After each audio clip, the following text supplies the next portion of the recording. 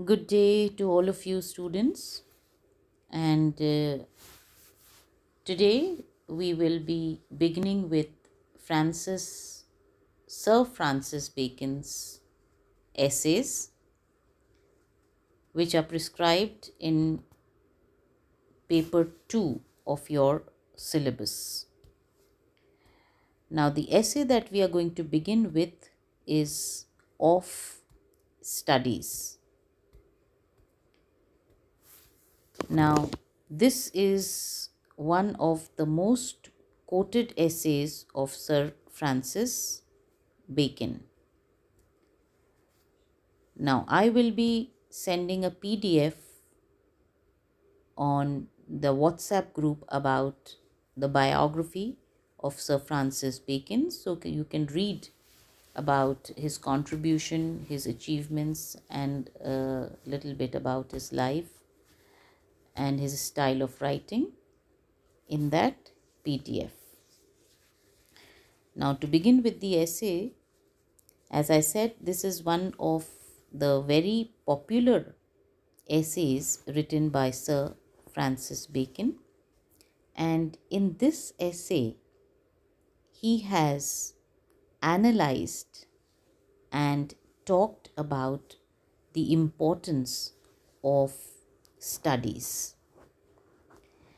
and tries to convince his readers to know and understand how important it is to acquire knowledge and education. He has not only talked about the bookish knowledge, but he also has tried to lay stress on the importance of practical experience, because he says without experience, study, education, or knowledge also cannot help a person's. So there has to be that balance between studies, that is knowledge, education, and practical experience. In his eyes, education was something that was very, very important. And he has kind of elaborated on how studies can enhance the personality of an individual. In this essay, at the beginning, he has divided studies into three categories. He says that studies serve three purposes.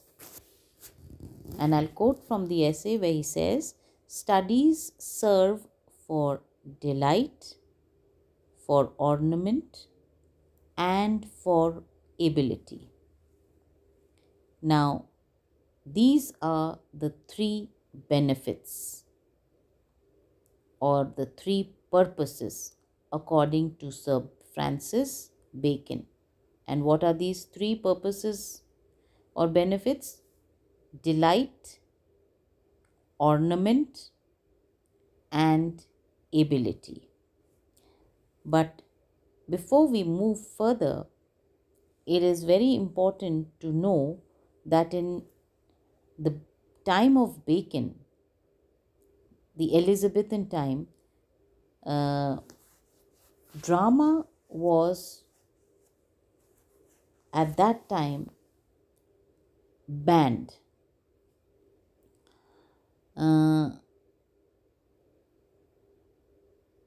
and people had no other option except to rely upon books. And from that point of view, we can surmise that books were a source of entertainment and pleasure, and it may be that reason that Bacon has used the word delight. So, in the next line, he has explained the word delight while saying that their chief use for delight is in privateness and retiring. Now, what is privateness and what is retiring?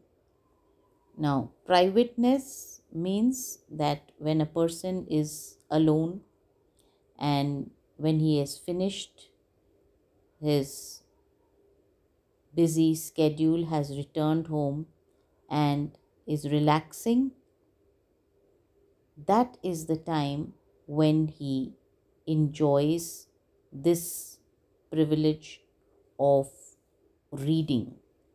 That is in privateness and retiring. Retiring means when he is relaxing. That is the time when studies gives him a lot of pleasure. That is, it entertains him. Now, the second purpose that studies serve is ornament. Now, what is an ornament? Ornament otherwise is known as a piece of jewelry which kind of embellishes and adds a glamour quotient to your personality. And similarly, he says that whatever a person learns from books,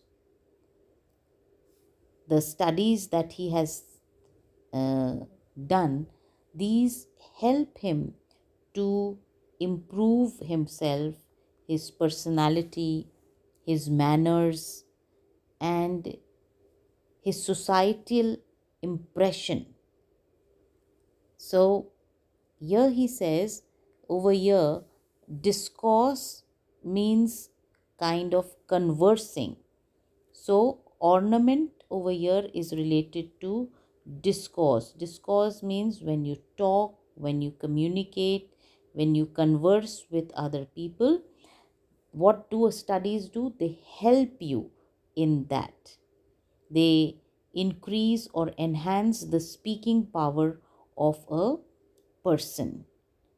These studies make him more articulate, and then he talks about or elaborates on the third purpose of studies, which according to Sir Francis Bacon is judgment and disposition of business. Now he says studies helps a person in dealing with business matters also. And the word that he has used within that connection is judgment. That is, it gives man or it gives the person who is uh, improving himself through studies, through reading, through acquiring knowledge, it helps him to make better decisions, better judgment. His vision, it clears his vision, and he is able to make quick and accurate decisions in business matters. We'll continue the next time.